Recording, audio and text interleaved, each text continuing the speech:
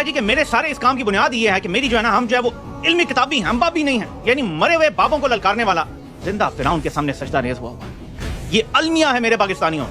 یہ نوجوان نسل کو کیسے باریک وارداتیں ڈال کے گمراہ کر رہا ہے. فوج کو کریکٹ فارم آف ریلیجن پھیلانے سے کوئی ایشو نہیں ہے. یس وہ فرقہ وارانہ لڑائیاں بھی چاہتے ہیں لیکن ان کو کوئی مسئلہ نہیں ہے. ان کو صرف یہ ہے کہ ان کا سلیپر سیل جب ان کو ضرورت پڑے تو ان کی مرضی کی بات کر بس.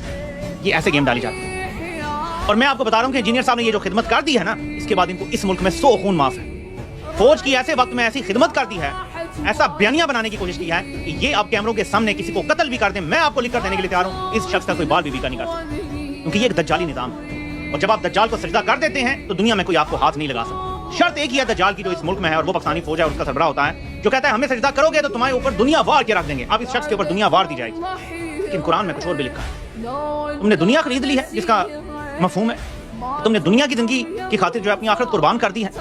ایسے لوگوں کو سوچنا چاہیے. کبھی سوال پوچھا کہ کس جرم میں 25 مئی 2022 کو فوج نے 4000 گھروں میں چھاپے مارے تب تک عمران خان نے کسی فوجی جنرل کا نام نہیں لیا تھا. 9 اپریل کی رات کو قیدیوں والی وین اور سارا کچھ کون لے کر آیا تھا تب تک تو کسی کو پتا بھی نہیں تھا کہ فوج یہ سب کچھ کروا رہی ہے. یہ تو اس کے بعد کھلا سب کچھ کہ فوج ہے صاحب کے پیچھے. کون لے کر آیا تھا؟ ارشد شریف کو کینیا میں ٹارچر کر کے کس نے قتل کیا؟ شہباز گل کو کس نے ننگا کر کے ٹارچر کیا؟ آدم سواتی کی ویڈیو کس نے بنائی اور ان کی بیٹی کو بھیجی؟ عمران خان پہ کس نے قاتلانہ حملہ کیا؟ اس ملک کا آئین پچھلے صرف 1.5 سال میں کم از کم 20 بار 25 بار کس نے توڑا؟ باقاعدہ آئین توڑا جس پہ آرٹیکل 6 لگ سکتا ہے، باقی تو جو ہے روزمرہ کا ہوتا ہے. کبھی کسی سے سوال پوچھا یہ؟ اور ان سب ظلم اور جبر کے خلاف وہ ذلہ شاہ جیسا بیچارہ بے زبان اس کو تشدد کر کے مار دیا تمہاری فوج نے.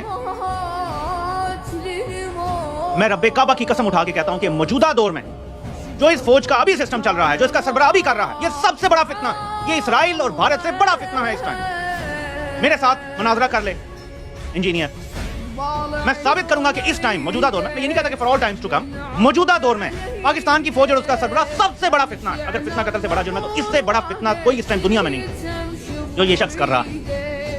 اور اس پر مجھ سے مناظرہ کر لے کوئی بھی بند. لیکن ایسی بات کرنا کہ ایک طرف ظلم و جبر ہے، تم کہہ رہے ہو کوئی بولے بھی نا. ان کے لیڈر کو بند کر دو، عدالتیں ساری قابو کر لو، آئینی ترمیم اپنی زور زبردستی کروا لو تو عوام کے پاس بولنے کے علاوہ رستہ کیا؟ تم کہتے ہو بولنا بھی چھوڑ دیں، پھر کریں کیا؟ ظلم و جبر کے سامنے خاموش بیٹھے رہیں. یہ کون سا اسلام سکھا رہے ہو؟ اگر فرعون کو سجدہ کرنا ہے تو صرف خود کرو، باقیوں کو فرعون کو سجدہ کرنے کی تلقین مت کرو. کیونکہ ایسے لوگ جن کے بارے میں قرآن میں لکھا ہے کہ جب ان سے کہا جائے گا نا تو وہ کہیں گے ہم نے تو کسی کو نہیں کہا تھا ہماری پیروی کرو. اب اس جیسے لوگ قیامت والے دن مکر جائیں گے، بھائی میں نے تو نہیں کسی کو کہا تھا میری پیروی کرو. انہوں نے سجدے کیے فرعون کو تو اپنی مرضی سے کیے. یہ ہوگا. اس لیے میں آپ سب سے کہوں گا کہ ایسے فتنوں کا ایک ہی علاج ہے، ان کو دیکھنا بند کر دیں. جب پتہ چلے گا فوج کو کہ ان کو دیکھنا چھوڑ دے. دیکھیں نا مبشر لقمان کتنی بلا چیز تھی، اس کے ملینز کا اکاؤنٹ ہے ٹویٹر پہ، اس کو 10 لائکس نہیں ملتے. اب ختم. ڈاکٹر شاہد مسعود کتنی بلا چیز تھی، اب کسی کو پتہ بھی نہیں ہوتا اس کا پروگرام کب آیا اور کب چلا گیا. جس شخص نے فوج کے ساتھ مل کے کام کیا وہ رل گیا، برباد ہو گیا. طلعت حسین کو ہم آج سے 10-12 سال پہلے بڑا انٹلیکچوئل صحافی مانتے تھے. جب کھلا کہ وہ تو فوجی لونڈا ہے تباہ برباد ہو گیا. اب کوئی پتہ نہیں ہے اس کی ویورشپ اگر کوئی ہے تو وہ 30-40 ہزار ملک میں کوئی پٹواری ہیں وہ اسے دیکھ لیتے ہوں گے بس.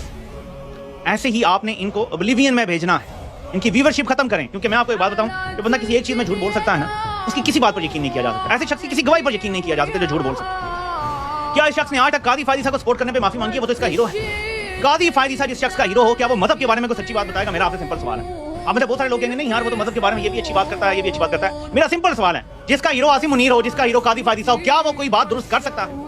کیا وہ قابل بھروسہ شخص ہو سکتا ہے جس کا ہیرو قاضی فائز عیسیٰ ہے؟ آج بھی اس سے پوچھیں وہ کہے گا قاضی فائز عیسیٰ میرا ہیرو ہے.